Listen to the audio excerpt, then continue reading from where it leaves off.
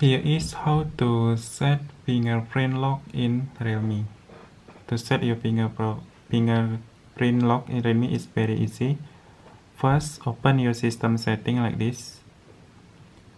On system setting, you can go to password and security. Next, don't forget to set lock screen password. In this video, my lock screen password is on. Next, you can go to fingerprint and then input your pattern lock. Next, you can see animation how to input your fingerprint, and then don't forget tap to fingerprint sensor like this.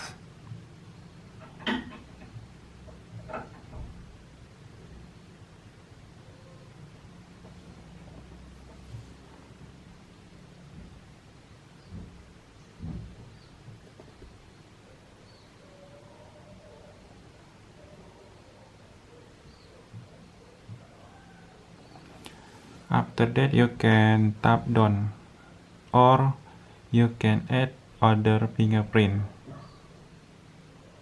Very easy. Fingerprint you can use for apps lock and private safe. Thank you for watching my video.